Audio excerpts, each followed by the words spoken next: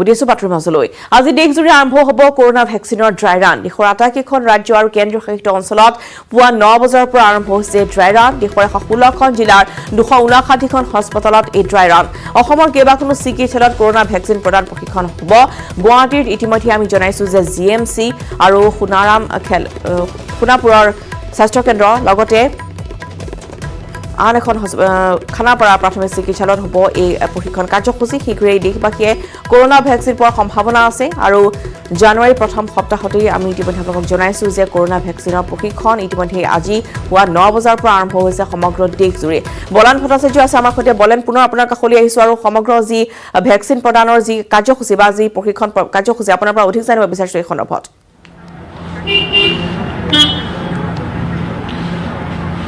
চাওক কামৰূপ মহানগৰ জিলাৰ 3টাকৈ কেন্দ্ৰ ইতিমধ্যে নিৰ্ধাৰণ কৰা হৈছে আৰু তাৰ ভিতৰত গুৱাহাটী চিকিৎসা মহাবিদ্যালয় এটা কেন্দ্ৰ আৰু য'ত এই মুহূৰ্তত মই উপস্থিত আছোঁ আৰু প্ৰথমে আমি কেন্দ্ৰটো দেখিবলৈ লৈছোঁ যে কোভিড ভেকচিনেশ্যন ৰুম ইয়াত তৈয়াৰ কৰা হৈছে আৰু ইয়াতেই কোভিডৰ ভেকচিন প্ৰদান কৰা হ'ব এয়া হৈছে কোভিড ভেকচিনৰ ৰুম আৰু দেখিব পোৱা গৈছে যে এই ইতিমধ্যেই সমগ্ৰ দেশত আজি যি ব্যৱস্থা গ্ৰহণ কৰা হৈছে একে ব্যৱস্থা গ্ৰহণ কৰা হৈছে গুৱাহাটী চিকিৎসা মহাবিদ্যালয়ত এখন তালিকা ইতিমধ্যে ইয়াত কৰা হৈছে য'ত তালিকা লিপিবদ্ধ কৰা হৈছে যিখন তালিকাত 15গৰাকীকৈ বেনিফিচিয়াৰী ইয়াত লোৱা হৈছে আৰু সেইগৰাকী বেনিফিচিয়াৰীক ইয়াত তেখেতসকলক ভেকচিন প্ৰদান কৰা হ'ব ইতিমধ্যে আমি দেখুৱাইছোঁ বেনিফিচিয়াৰী এটা দীঘলীয়া শাৰী ৰৈছে আৰু তেখেতসকলক একাধিক্ৰমে ভেকচিন প্ৰদান কৰা হ'ব আৰু তাৰ সমানে যদি আমি চাবলৈ যাওঁ এয়া হৈছে ভেকচিন তেখেতসকলক প্ৰদান কৰা হ'ব আৰু প্ৰদান কৰাৰ সময়ছোৱাত তেখেতসকলক যি ধৰণৰ পৰীক্ষা বা তেখেতসকলক জ্বৰ বা হেণ্ড চেনিটাইজাৰ কৰিব লাগে সেই ব্যৱস্থাৰ মাজেৰে তেখেতসকলক লৈ অহা হৈছে আৰু তাৰপিছত তেখেতসকলক এটা নিৰ্দিষ্ট স্থানত বহিবলৈ দিয়া হ'ব আৰু একাধিক্ৰমে এই প্ৰক্ৰিয়াটো প্ৰচেছটো তেখেতসকলক আগবঢ়াব আৰু ভেকচিনেশ্যন পৰ্ব আৰম্ভ হ'ব আৰু ইতিমধ্যেই প্ৰায় আনুষ্ঠানিকভাৱে আৰম্ভ হৈছে সমগ্ৰ দেশৰ লগতে দেখিব পোৱা গৈছে অসমতো গুৱাহাটী আৰু বিশেষকৈ 3টাকৈ স্থানত কামৰূপ মহানগৰ জিলাৰ 3টাকৈ স্থানত হৈছে মই এই গোটেই ব্যৱস্থাটোৰ ক্ষেত্ৰত এই মুহূৰ্তত চিকিৎসক উপস্থিত আছে তেখেতৰ সৈতে জানিব বিচাৰিম গোটেই ব্যৱস্থাটো আমি দৃশ্যাংশ দেখুৱাম লগতে আপোনাৰ পৰা জানিব বিচাৰিম কেনেকুৱা ধৰণৰ পদ্ধতিৰে ভেকচিনেশ্যন হ'ব আৰু কি ব্যৱস্থা এই মুহূৰ্তত লোৱা হৈছে তাৰমানে যিটো আমাৰ ড্ৰাই ৰান যিটো আমি কৰি আছোঁ ড্ৰাই ৰানটো তাৰমানে আমাৰ ভেকচিনেশ্যন আমি দি দিওঁ এইটোত সেইটো আমাৰ টোটেলি ইণ্টাৰনেল বস্তু এটা তাৰমানে আমি আমাৰ নিজকে আমি টেষ্ট কৰি আছোঁ যে আমি কিমান প্ৰিপেয়াৰ্ড সেইকাৰণে আমি এটা মক ড্ৰিলৰ নিচিনাকৈ যাতে মানে একচুৱেল ভেকচিনেশ্যনৰ সময়ত আমাৰ যাতে কোনো বাধা নপৰে বা কোনো ধৰণৰ দিগদাৰী নহয় সেইকাৰণে আমি এটা মক ড্ৰিলৰ নিচিনাকৈ আমাৰ নিজৰ ভিতৰতে আমি নিজকে টেষ্ট কৰি আছোঁ যাতে একচুৱেল ভেকচিনেশ্যন আহিলে আমাৰ যাতে দিগদাৰ নহয় ইয়াতে কোনো ভেকচিন দিয়া নহয় সেইটো জাষ্ট এটা ড্ৰিল কৰা হৈ আছে ব্যৱস্থা কি ব্যৱস্থাৰ মই দিয়া মানে কেনেকুৱা ধৰণৰ কিবা অসুবিধা হয় নেকি বস্তুটো কৰোঁতে বা মানে গোটেই প্ৰক্ৰিয়াটোত কিবা অসুবিধা দেখা দিয়ে নেকি সেইকাৰণে আমি এইটো বস্তু চাব বিচাৰিছোঁ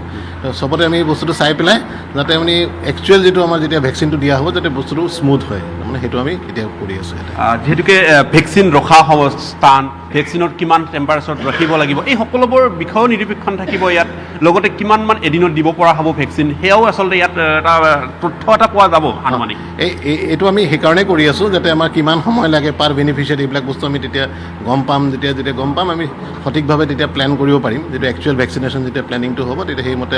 আমাৰ এইটো ইণ্টাৰনেল যিটো আমাৰ টেষ্টিঙৰ মতে আমি একচুৱেল ভেকচিনেশ্যনটো প্লেন কৰিম নিশ্চয়কৈ আমি প্ৰথমে দৃশ্যাংশ এই মুহূৰ্তত একেলগে সমানে দেখুৱাবলৈ চেষ্টা কৰিম য'ত আচলতে ইতিমধ্যে যিসকলে ভেকচিন ল'বলৈ আহিছে তেখেতসকলক এটা স্থানত বহিবলৈ দিয়া হৈছে তেখেতসকলে একাধিকৰ ভেকচিন লোৱা হ'ব আনটো ছাইডলৈকে আমি যদি ঘূৰি যাওঁ তেতিয়াহ'লে দেখিব পোৱা গৈছে তাত কোভিড ভেকচিনেশ্যন ৰুম এটা তৈয়াৰ কৰা হৈছে এয়া হৈছে কোভিড ভেকচিনেশ্যনৰ এটা ৰুম আৰু য'ত এই মুহূৰ্তত এগৰাকীক বেনিফিচিয়াৰী তেখেতক এই মুহূৰ্তত ভেকচিনেশ্যন দিবলৈ লোৱা হৈছে আৰু সেই দৃশ্যাংশ আমি দেখুৱাইছোঁ কাৰণ কোভিড-19ৰ সময়ছোৱাৰ কথা যদি আমি চাবলৈ যাওঁ সেই সময়ছোৱাৰ যি দুৰ্যোগ যি সময়ত সমগ্ৰৰূপে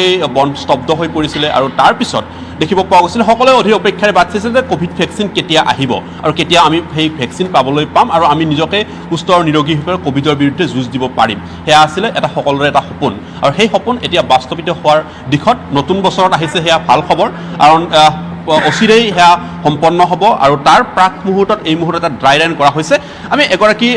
তেখেতে ইতিমধ্যে ভেকচিনেশ্যন সম্পন্ন কৰিছে কৰাৰ পিছত তেখেতৰ আমি এই মুহূৰ্তত যদি তেখেতৰ ভাষ্য আমি ল'বলৈ চেষ্টা কৰোঁ তেখেতে কি পদ্ধতিৰ জৰিয়তে অনা হৈছে তেখেতক তাৰপিছত তেখেতক কেনেকৈ ভেকচিন দিয়া হ'ল তাৰপিছত তেখেতে কিমান সময় নিৰ্দিষ্ট থাকিব লাগিব এই মুহূৰ্তত গাইডলাইন যিহেতু কেন্দ্ৰীয় চৰকাৰে দিয়া হৈছে সেই অনুসৰে আপোনাৰ কেনেকুৱা ধৰণৰ ব্যৱস্থা হয় আমি জানিব বিচাৰিম অকণমান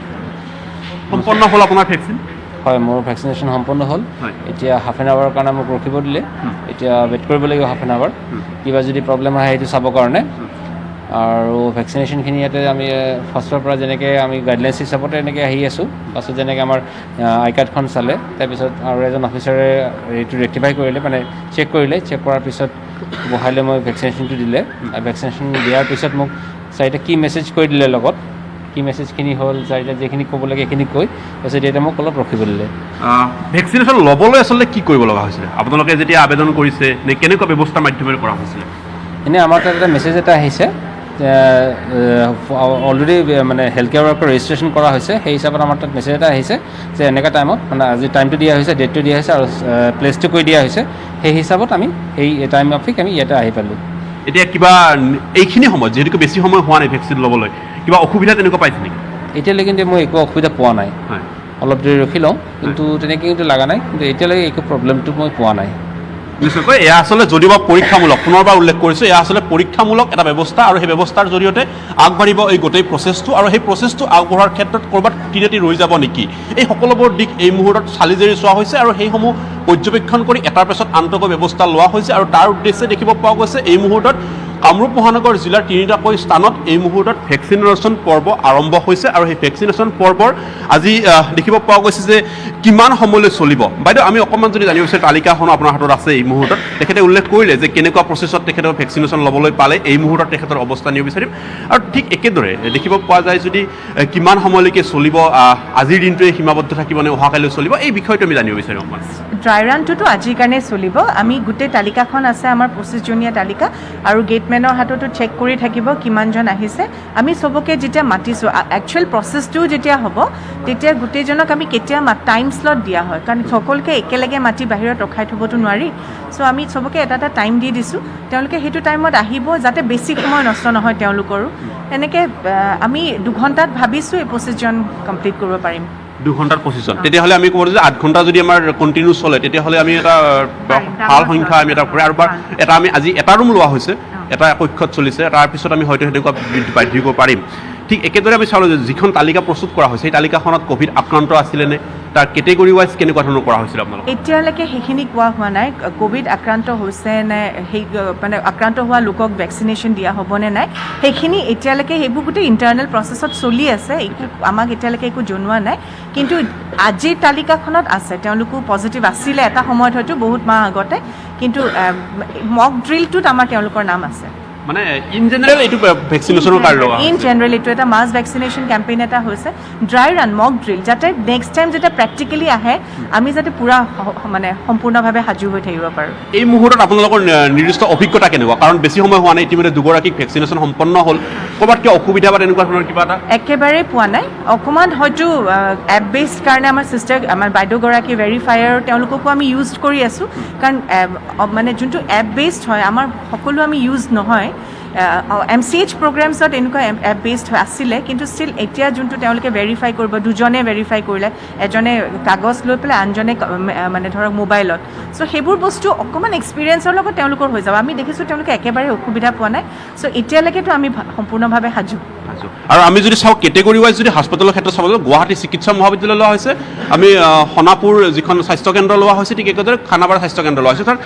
ভাগ কৰি 3টা পৰ্যায়ত লোৱা হৈছে আৰু এয়া হয়তো ভেকচিনেশ্যন পৰ্ব একেবাৰে শেষৰজন ব্যক্তিলৈ যেতিয়ালৈকে ভেকচিনেশ্যন সম্পন্ন কৰা হ'ব তাৰ কাৰণে যি ব্যৱস্থা গ্ৰহণ কৰিব লাগে স্বাস্থ্য বিভাগে তাৰ কাৰণে এই ব্যৱস্থা কৰা হৈছে ইতিমধ্যে ট্ৰেইনিং সম্পন্ন হৈছে আৰু তাৰপিছত এই ড্ৰাই ৰান প্ৰচেছ আৰম্ভ হৈছে নিশ্চিতভাৱে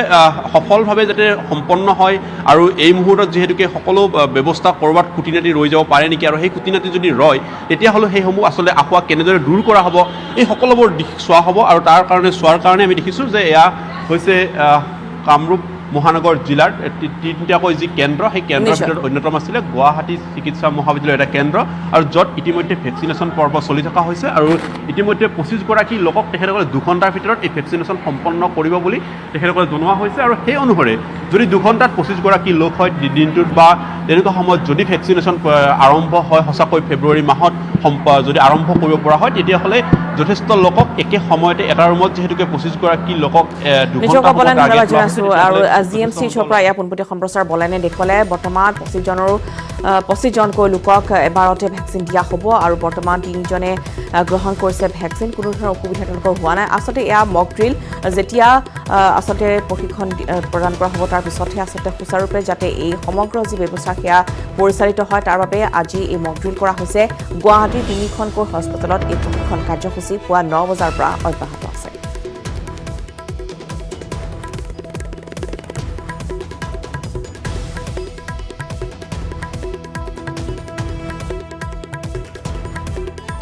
বাতৰি মাজলৈ ভোগালী বিহুলৈ মাজত মাথো কেইটামান দিন সকলো ব্যস্ত বিহুলৈ পথাৰৰ সোণগুটি চপাই উৰুকাৰ নিশা পৰিয়ালৰ সৈতে এসাঁজ উদৰ পৰা খাবলৈ সকলোৰে আশা মাঘ বিহুত চুঙা পিঠাৰ লগত এঠা দৈ নহলে বিহু আধৰুৱা হ'ব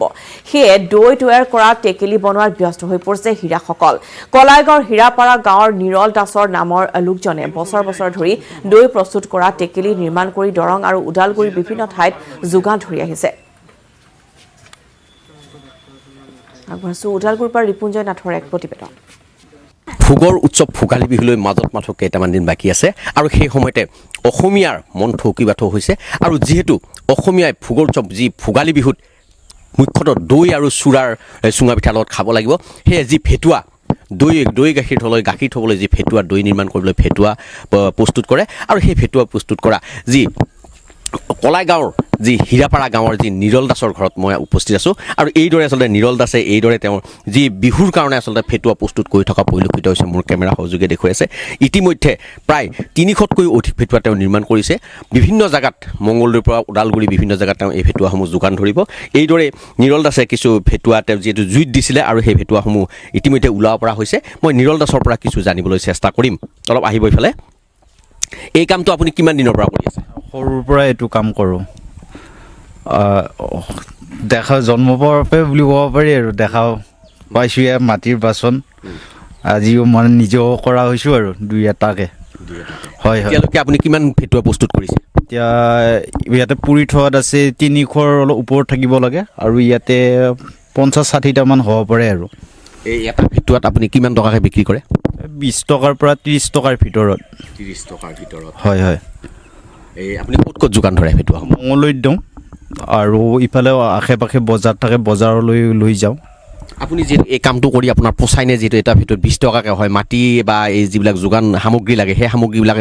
দি উঠি আপোনাৰ পোচাই নাই এইগিলা হেৰি নহয় তুহৰ বস্তাই লয় 100-150 এনেকুৱাকৈ লয় আৰু খৰি খেৰবিলাক থাকিলে গোবৰ খেৰ এইবিলাক চব কিনিবই লাগে আনি পেলাই এতিয়া আৰু ৰাইজৰ লগত চলি আছোঁ আৰু পৰম্পৰা হয় আইতা কি বনাই আছে কচা বিহুলৈ কেনেকুৱা প্ৰস্তুতি বিহুৰ কাৰণে প্ৰস্তুত ভালে হেৰি ফেটুৱা বনাইছোঁ আৰু এইবিলাক তাৰমানে মন্দিৰৰ কাৰণে হেৰি শলা চাকি জ্বলাবৰ কাৰণে এই কচাখন বনাইছোঁ কেনেকুৱা কি আলহী আহিবনে আৰু কি বনাব আলহী আহিব পিঠা সান্দা বনাম চুঙা পিঠা পুৰিম মাছ মাংস যোগাৰ কৰিম ল'ৰা ছোৱালীক কিবা পাৰিলে দোকান এখন কানি কাপোৰ আনি দিব চাম বা আমি ফূৰ্তি ফাৰ্তা কৰি এসাঁজ খাম ফেটুৱা বিক্ৰী কৰিয়ে মাটিৰ সামগ্ৰীবিলাক বিক্ৰী কৰিয়ে আমাৰ এই পৰম্পৰাটো যেতিয়া আগলৈও থাকক কলাইগাঁৱৰ সমীপৱৰ্তী হীৰাপাৰা গাঁৱৰ এই যি নিৰল দাসৰ ঘৰত এইদৰে ফেটুৱা প্ৰস্তুত কৰি তেওঁ যি বিভিন্ন ওদালগুৰি আৰু দৰঙৰ বিভিন্ন জেগাত এই ফেটুৱাসমূহ তেওঁ বিক্ৰী কৰিব আৰু বিক্ৰী কৰি আচলতে তেওঁ পৰিয়ালটো পোহপাল দি আছে আৰু ল'ৰা ছোৱালী শিক্ষাৰ পৰা আৰম্ভ কৰি সকলো তেওঁ যি সামগ্ৰী লাগে সকলো সামগ্ৰী যোগান ধৰি এইদৰে ফেটুৱা বেছি তেওঁ আচলতে জীৱন জীৱিকা